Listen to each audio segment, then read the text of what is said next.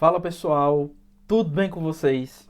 O meu nome é Roberto Júnior, eu sou professor de informática aqui no Estou Preparado e agora nós estamos dando início a mais um projeto Carga Máxima para você que está se preparando aí para um concurso organizado pela banca IDIB, pelo Instituto, IDIB, tudo bem? Então estaremos nos próximos minutos trabalhando as principais características da banca dentro da disciplina de informática básica para concursos, beleza? Então, vamos à nossa tela, iniciar a nossa análise, beleza? Então vamos lá. Gente, aqui nós temos basicamente um edital padrão, que geralmente a banca costuma apresentar em seus editais. Então, nós temos aqui uma organização bem lógica, A banca segue uma lógica na organização, no nível também de prova, tá? E nós estaremos falando de forma bem pontual sobre o edital. Então, o primeiro tópico é hardware, Que vai envolver a parte física, os equipamentos de um computador. Então, nós teremos os dispositivos de armazenamento, memórias e periféricos como primeiro ponto, aqui trabalhado dentro do nosso carga máxima. Na sequência, nós iremos aos sistemas operacionais Windows e Linux. Lembrando que a predileção da banca, aquilo que a banca acaba abordando mais em suas provas, é justamente o sistema operacional Windows, Afinal de contas, é o mais utilizado, no dia a dia, de forma prática, quando a gente considera, a vida do concurseiro, tudo bem? Então a gente vai ver, basicamente, os principais conceitos associados ao sistema operacional Linux. Também veremos aqui ideias ligadas às suítes de escritório. Então, quando a gente fala em suítes de escritório, a gente considera os editores de texto, as planilhas eletrônicas e também, aí outros pacotes que a banca pode eventualmente cobrar, como a ideia dos editores de apresentação. Em regra não vem, tá? Mas já aconteceu da banca cobrar em suas provas. Então, correio eletrônico, o famoso e-mail, ferramentas de comunicação e reuniões online, que você vai perceber que a banca cobra assim de forma muito remota, não costuma fazer esse tipo de cobrança em prova. Internet e navegadores. Aqui são dois pontos realmente que se casam, que combinam bastante. E nós iremos trabalhar alguns conceitos essenciais para sua preparação ao longo de nosso curso, tá bom? Lembrando que internet vai envolver todos esses conceitos, tanto de intranet quanto de extranet e da própria internet, tá certo? Como conceitos muito importantes envolvendo as buscas avançadas, a ideia de protocolo, o que é protocolo, quais são os principais protocolos, os serviços envolvendo o armazenamento em nuvem, tá? Dentro da ideia da perspectiva de navegadores, a gente vai ter, como navegadores editalícios citados aqui no edital, Mozilla Firefox e Google Chrome, mas podemos também ver alguns conceitos associados ao Edge, tá? Seria de grande valia. E temos redes sociais, ainda no campo, das redes no geral, associado também à questão de internet, tecnologia da informação e segurança de dados, aí de forma redundante, o examinador ele também coloca aqui segurança da informação e depois extensão e arquivos que você vai ver, precisa ver associado lá aos sistemas operacionais, beleza? Então, no geral, esta banca é uma banca muito tradicional, que cobra realmente ali a informática dentro do que os principais teóricos apresentam, tá?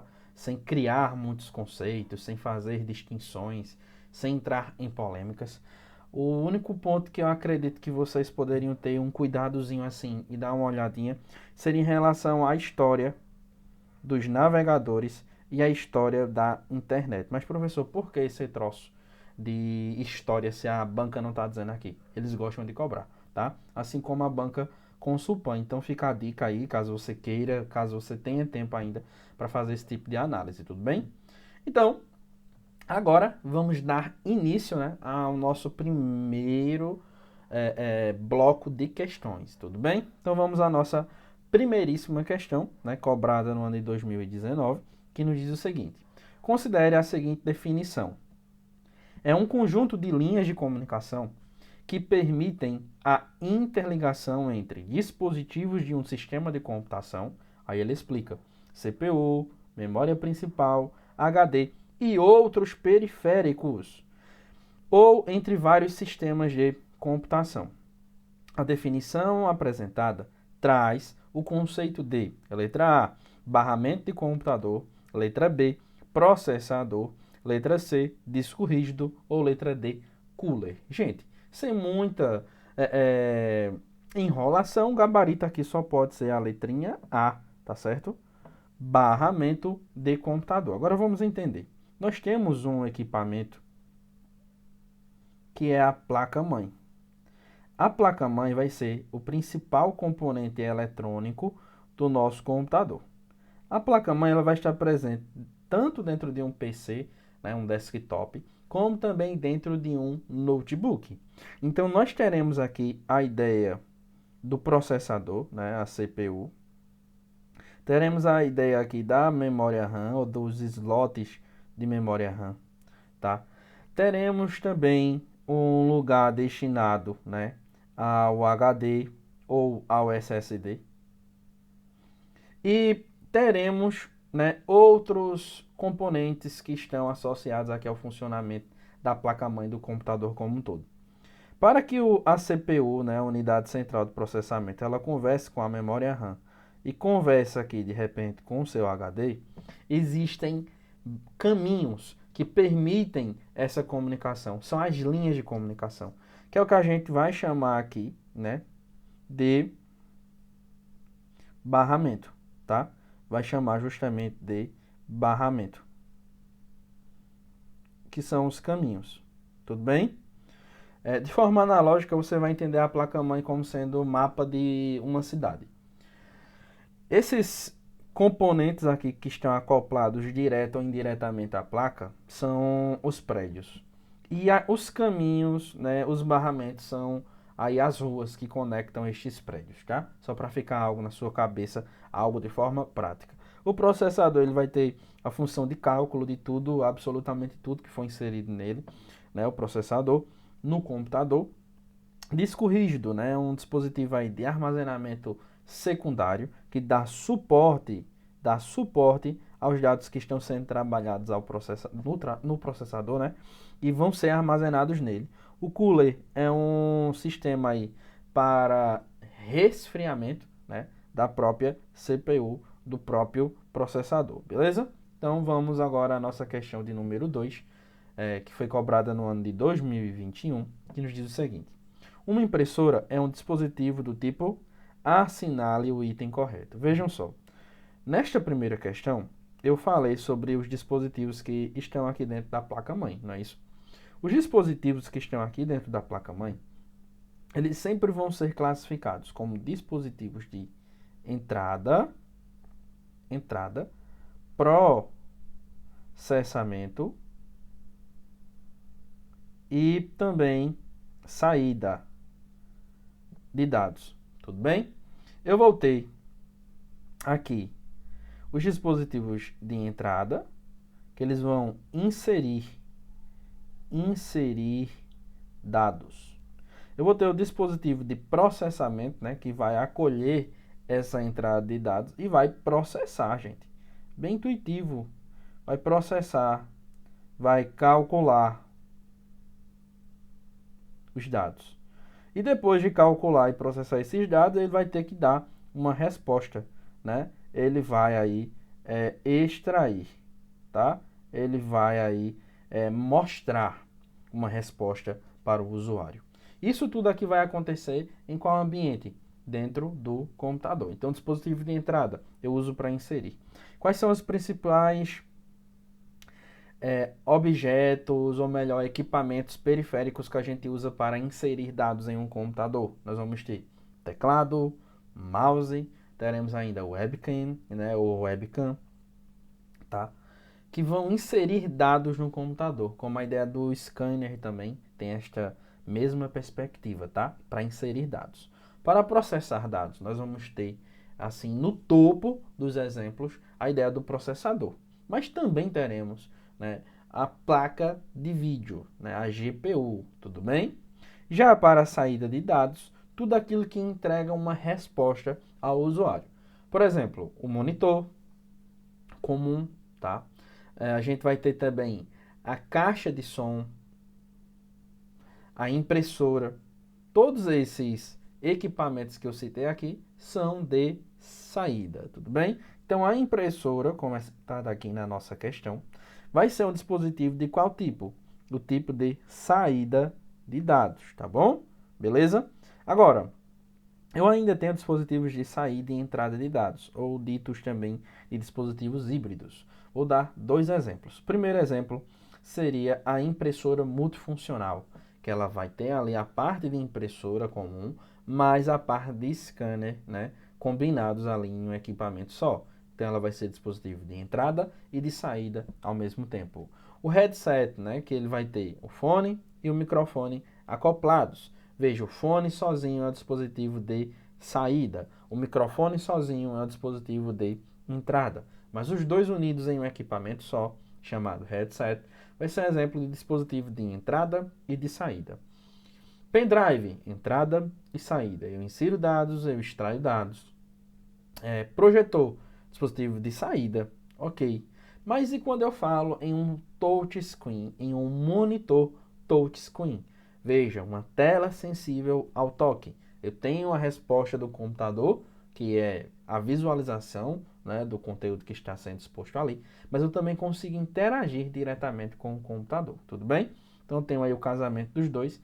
Neste exemplo, nós temos um dispositivo de entrada e saída ao mesmo tempo. Vamos agora à nossa questão de número 3. Assinale a alternativa com um dispositivo do tipo apenas volátil. Gente, agora nós já estamos diante de um outro conceito, tá? Eu tenho aqui, deixe-me voltar, pronto. Eu tenho aqui justamente um tipo de dispositivo volátil e tenho o não volátil.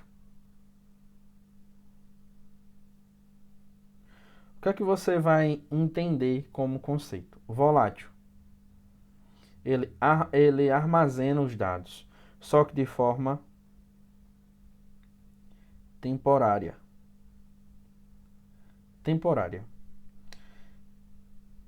O não volátil, ele também armazena dados, só que de forma permanente. Vamos entender. O volátil, ele esquece os dados. O não volátil, ele lembra dos dados, tá bom? Agora, em qual momento? Depois da interrupção de energia, tudo bem? Então, eu quero um dispositivo de armazenamento que seja volátil, ou seja, que seja de memória temporária e que esqueça os dados, tudo bem? Disco rígido. O disco rígido é uma classificação aqui que a gente pode dizer, chamá-la como não volátil. Por quê? Porque é uma memória permanente, lembra dos dados. A fita magnética também é não volátil. Memória cache, a memória cache, aí sim, vai ser um exemplo de memória volátil, porque ela esquece dos dados que estão sendo armazenados nela depois que a interrupção de energia acontece, tá? A interrupção do fornecimento de energia acontece. O disquete, ele também é não volátil, porque ele armazena os dados depois que é desligado aí da energia, tudo bem? Então, gabarito da questão de número 3, letrinha C. Questão agora de número 4, ainda dentro desses conceitos envolvendo hardware, né? A parte física da computação. Temos o seguinte: em relação aos dispositivos de armazenamento de dados, é correto afirmar que, aí agora a gente já vai para os equipamentos, tudo bem? Letra A. A memória RAM é um dispositivo de armazenamento não volátil. Veja só o que é que ocorre. Quando eu falo em memória RAM, você vai lembrar da memória RAM como um dispositivo volátil, porque depois que a gente desliga o computador, os dados que estavam sendo carregados na memória RAM, como sistema operacional e programas que estavam em uso, são desligados, são removidos da memória RAM e ela fica limpinha novamente. O processador, do mesmo jeito, os registradores dentro do processador, do mesmo modo, a memória cache, da mesma forma, tudo bem? Porque são memórias para o trabalho, para aquela tarefa. Imagine uma mesa. A mesa não é um lugar que a gente usa normalmente para armazenar algo, mas a gente coloca sobre a mesa para trabalhar e depois guarda as coisas. Assim também funciona a nossa memória RAM. Portanto, não é o gabarito da nossa questão, tá? Porque está errado. Seria apenas volátil. B. O SSD é um dispositivo de armazenamento não volátil. Aí isso aqui é o que, gente? Isso aqui é verdadeiro. Por quê? De fato, o SSD, assim como o HD, assim como um pendrive, assim como o serviço em nuvem, salvam os dados de forma permanente. Lembram dos dados, tá bom? Então, quando se lembra dos dados, quando os dados são salvos de forma permanente, nós estamos diante de um dispositivo de armazenamento não volátil. Tudo bem? C. A memória RAM é um dispositivo de armazenamento volátil. Mentira, na verdade é não volátil, porque as rotinas salvas dentro da memória RAM, da memória que é somente de leitura, responsável pela inicialização do computador, ficam aqui dentro, independentemente do tempo, tá? Então, salva os dados de forma permanente, tudo bem? D. O HD é um dispositivo de armazenamento volátil. Errado. É um dispositivo de armazenamento não volátil, tal qual o SSD, né, que falamos há alguns instantes. Questão 5 nos diz o seguinte: os dispositivos de armazenamento evoluíram bastante em termos de capacidade de armazenamento e também em termos de dimensões físicas e peso, né? Verdade. Aumentaram a capacidade e diminuíram o tamanho.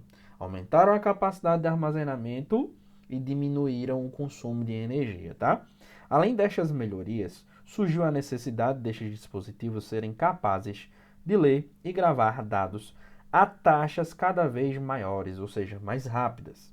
Por este motivo, os fabricantes desenvolveram novos padrões e tecnologias. Assinale a alternativa que indica corretamente um tipo de dispositivo de armazenamento que faz uso de barramento padrão UHS, que garante elevadas taxas de transferência de dados. Gente, ó, veja só, barramento padrão UHS, né, que é uma tecnologia que acelera em muito o funcionamento aí, a transferência de dados, tá? Esse tipo de tecnologia, ele está muito presente aqui dentro dos cartões de memória tipo SD, né? Aqueles microcartões que a gente utilizava muito antigamente nos celulares, né? Quem é aí de 95, de 97 ainda pegou muito esses celulares, né? 99, 2000, tudo bem? Então, hoje ainda existe, ainda há, e esse padrão UHS, ele geralmente é indicado lá nesses cartões de memória tipo SD com a tarjazinha vermelha, tá? Que é de ultra velocidade, tá bom? É de ultra velocidade na transferência de dados. Então, pendrive é rápido. HD do tipo SSD, gente, não existe, tá certo? O que existe é o SSD. O HD é mecânico, o SSD é eletrônico. Não existe SSD do tipo HD, assim como também não existe HD do tipo SSD, tá? Uma viagem aqui do examinador. Letra D, pentes de memória RAM, né? Os pentes de memória RAM, eles não têm essa outra tecnologia, lembrando que é para armazenar, tá? De forma permanente e não temporária.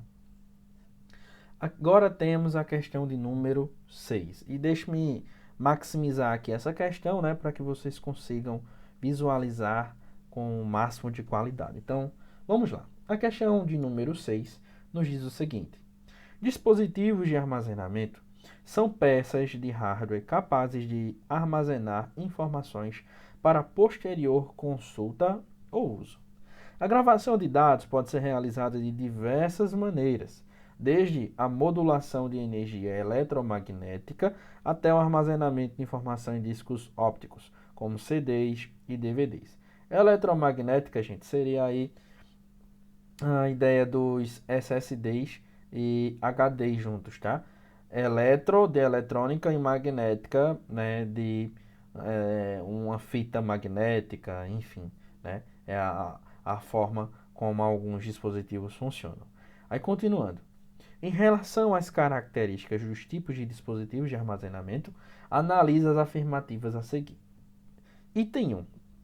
O tipo de memória é chamada de RAM, Random Access Memory, pode ser considerada uma memória volátil que armazena temporariamente os arquivos que o usuário está trabalhando. Gente, isso aqui é o quê? Verdadeiro, né? Acabamos de falar sobre isso. Então, se o item 1 está correto, eu elimino a letra B e só elimina a letra B. Tudo bem, vamos para o item 2. A memória é somente de leitura, ou ROM, Read-Only Memory, é um tipo de memória onde as informações são gravadas pelo fabricante uma única vez e após isso não podem ser alteradas ou apagadas. Podem ser considerados um tipo de memória não volátil. Isso aqui também é verdade e já citamos isso aqui em nosso encontro, tá? De forma bem prática. Então, se o item 2 também é verdade, eu consigo eliminar a letrinha C. Ficamos agora entre A e D. 3. HDD ou Hard Disk Drive, né, o disco rígido drive ou peça de disco rígido, e SSD, Solid State Drive, né, ou drive em estado sólido, são tipos de dispositivos de armazenamento não volátil. Tudo bem, né? Até aqui, tudo bem. O primeiro, HD, armazena informações usando a memória flash, que pode ser apagada eletricamente e reprogramada. Gente, isso aqui não seria o HD, mas sim aqui ó, o SSD, tudo bem?